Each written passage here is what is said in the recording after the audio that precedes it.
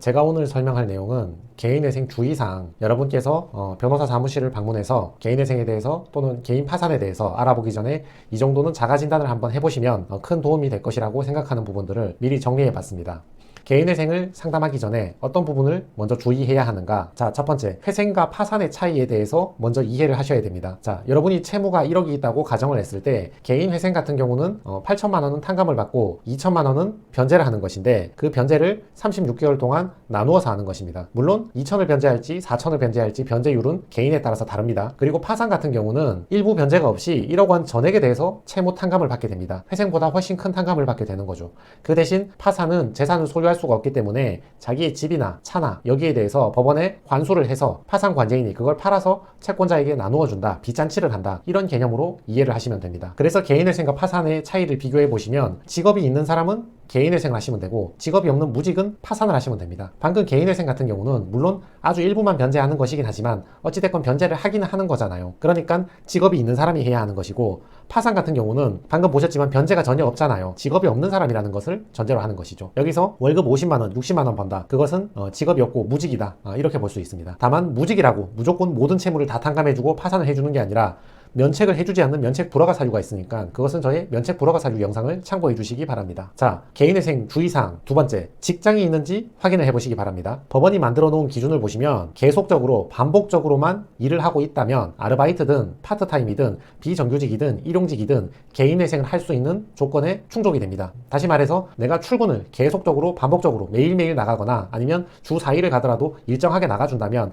그것은 직업이기 때문에 알바든 일용직이든 개인회생이 가능하고, 그게 아니라 어쩌다가 일 있을 때 가고 누가 불러주는 사람 없으면 일 없어서 안 간다, 이런 것들은 직업이 아니기 때문에 계속성, 반복성이 없기 때문에 회생을 할 수가 없습니다. 따라서 계속성, 반복성이 있다는 전제에서는 이런 카페 알바도 개인회생을 할 수 있고, 식당에서 설거지 하시는 분도 개인회생을 할 수 있고, 배달업에 종사하시는 분도 할 수 있고, 택배를 하시는 분도 개인회생을 할 수 있고, 현장에서 근로하시는 분들도 개인회생이 가능하고, 이런 분들 중에는 4대 보험 등록 없이 현금 받는 분들이 있는데 그런 분들도 계속적 반복적으로 일을 나가준다면 개인회생을 하실 수가 있습니다. 유흥업소 종사자도 내 소득이 증명만 할 수 있다면, 내가 현금으로 받든 계좌로 받든 실제로 받는 것만 맞다면 소명은 가능하니까 이런 분들도 개인회생이 가능은 합니다. 자, 근데 내가 만약에 저렇게 계속적 반복적으로 일할 곳이 없고 지금 일을 좀 쉬고 있는 기간이라 그러면 이 채무를 어떻게 변제해야 되는가, 그거 고민하실 시간에 그냥 아는 형님이나 아는 언니네 가게에 잠깐 취업하시기 바랍니다. 거기가 식당이든 옷가게든 뭐 어떤 가게든 좋으니까 잠깐 취업해서 근로자로 들어가서 이 회생 재판을 하는 몇 달 그렇게 오래 안 걸리니까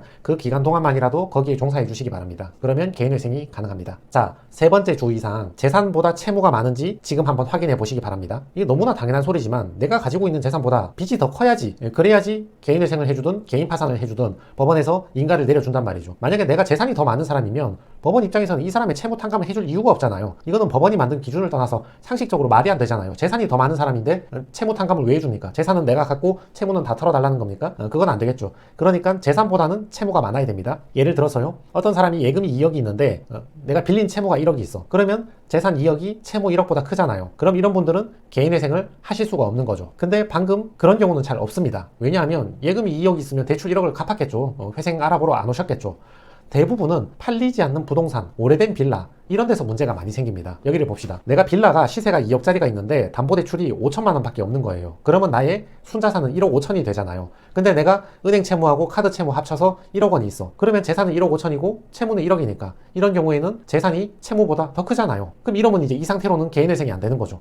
저분은 채무 1억에 대한 이자를 매월 납부하는 게 너무 힘들어서 집을 팔든지 무슨 수를 쓰려고 하는데 지금 뭐 집이 팔리냐고요. 내놔도 팔리지도 않으니까 해결이 되지가 않는 거죠. 이런 경우에는 이 상태로는 개인회생이 불가능하고 추가 대출을 더 받는다거나 아니면 명의를 좀 바꾼다거나 경우에 따라서 몇 가지 방법을 좀 써서 개인회생을 해야 되니까 이 상태로 재산이 더 많은 상태로는 개인회생이 되지 않습니다.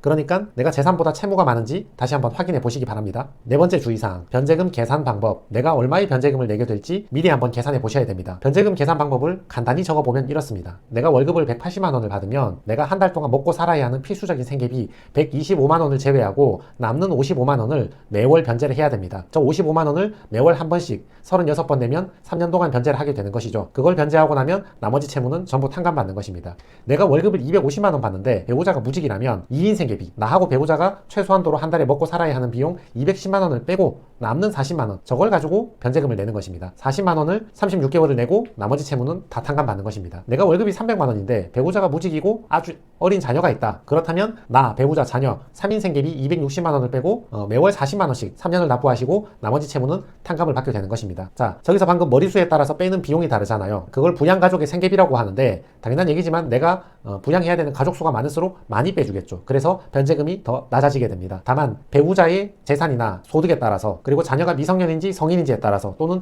내 형제 관계에 따라서 부양가족의 수는 달라지니까 제 변제금 영상 참고 바랍니다. 자, 5번째 주의사항. 여러분 계좌 내역을 열어보시고 개인에게 변제한 것이 있는지, 은행 말고요, 개인에게 변제한 것이 있는지 확인해 보시기 바랍니다. 계좌 내역을 열어보면 이렇게 내역들이 있잖아요. 통장을 열어보셔도 되고 아니면 계좌 내역을 출력한 거를 열어보셔도 됩니다. 저기에 입출금 내역이 적혀 있잖아요. 내가 출금한 내역들이 은행이나 캐피탈이나 이런 데 변제했다, 이자를 상환했다, 그런 것들은 대체로 개인회생 재판에서 문제가 잘 되지 않습니다. 근데 가족이나 친구한테 변제한 거 있죠. 금융기관이 아니라 개인한테 변제한 거. 사람 마음이 다 비슷합니다. 채무자의 마음이란 게 내가 개인회생을 신청해서 채무를 탕감받기 직전에 내 가족이나 배우자나 부모님이나 친구한테 빌린 건 갚아주고 싶고 은행은 나 잘 모르니까 그 채무는 탕감받고 싶고 누구나 이렇죠. 그걸 법원도 이미 알고 있는 겁니다. 단돈 10,000원을 변제하더라도 채권자들은 평등하게 비슷한 비율로 변제를 해야 되는데 내 통장에 있는 1,000만 원을 내 배우자한테만 다 갚아버렸다.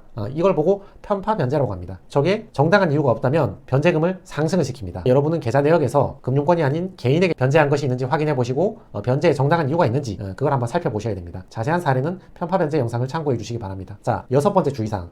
계좌 내역 중에서 현금 출금한 거 있는지 이것도 확인을 해 보셔야 됩니다. 여러분 통장 사본을 당장 넘겨보셔도 이체한 것도 있지만 현금으로 뽑아 쓰신 것도 있잖아요. 자, 이 현금으로 출력해서 쓴 것은 왜 썼는지 사용처를 개인회생 재판부에 소명을 해줘야 됩니다. 근데 내가 소명을 했는데 그게 생활비로 썼다거나 기존 채무에 이자를 냈다거나 기존 채무를 상환했다거나 병원비를 썼다거나 이러면 별 문제가 되지 않는데 내가 현금으로 찾아서 어디 썼는지 소명을 못 한다거나 내가 어디 숨겨놓고 은닉했다거나 또는 가족한테 증여를 해버렸다거나 이런 경우에는 저것들이 변제금을 상승시키는 원인이 될 수 있습니다. 그러니까 계좌 내역을 확인해보고 현금을 출금해서 어디에 썼는가, 내 사용처에 정당한 이유가 있는가 다시 한번 확인해 보시기 바랍니다. 자, 주의사항 7번째. 계좌 내역을 열어보시고 최근 채무 있죠. 최근 대출 받은 거. 그거 어디 쓰셨는지 다시 한번 확인해 보시기 바랍니다. 내가 최근에 우리은행에서 대출을 받았는데 그걸 받아서 신한카드 변제금을 갚았다. 또는 내 가족들 생활비로 썼다. 그러면 법원에서 큰 문제를 삼지 않을 가능성이 높습니다. 근데 최근에 대출 받은 걸로 내 배우자를 줘버렸다, 부모님 드렸다, 또는 은닉했다, 현금으로 출금했다, 어디에 썼는지 설명도 못한다. 그런 경우에는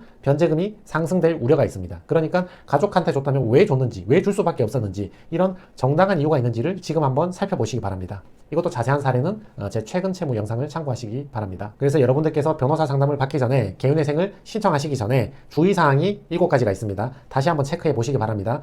회생과 파산의 차이에 대해서 이해를 하셔야 됩니다. 개인회생은 직업이 있는 사람이 할 수 있는 겁니다. 일부라도 변제를 하긴 하는 것이니까 재산보다 채무가 많아야 됩니다. 특히 팔리지 않는 부동산을 들고 계신 분들 담보대출 뺀 금액하고 내 신용대출 금액하고 두 개 비교해보고 채무가 큰지 재산이 큰지 다시 한번 확인해 보시기 바랍니다. 그리고 내가 개인회생을 하면 얼마 정도 변제금을 내야 되는가, 나에게서 공제할 부양가족이 몇 명이 있는가 요걸 한번 확인해 보시되 5번째, 계좌 내역에서 내 가족에게 이체해 준 게 있는지 있다면 정당한 사유가 있는지 한번 확인해 보시고 내 계좌 내역을 열어보시고 현금으로 출금한 게 있는지, 출금을 했다면 내가 왜 출금할 수밖에 없었고 어디에 썼는지 정당한 사용처가 있는지 다시 한번 확인해 보시기 바랍니다. 그리고 계좌 내역을 열어보시고 최근에 받은 대출 중에서 그 사용처를 확인해 보시고 이거를 기존 채무 상환이나 생활비로 쓰신 건지 정당한 이유가 없이 쓴 건지 그것도 한번 확인해 보셔야 됩니다. 이상 7가지 내용을 확인해 보시고 변호사 상담을 오신다면 똑같은 시간을 상담 받으셔도 훨씬 더 충실한 상담을 받을 수 있고 더 알찬 상담을 받기 위해서는 이 정도 7가지 내용을 숙지하신 상태에서 여러분 집 가까운 변호사나 법무사 사무실을 방문하셔가지고 개인회생에 대해서 충실한 상담을 한번 받아보시기 바랍니다. 네, 그래서 오늘은 개인회생을 신청하기 전에 여러분께서 미리 확인해 보셔야 될 주의사항 7가지를 안내해 드렸습니다. 네, 이상입니다.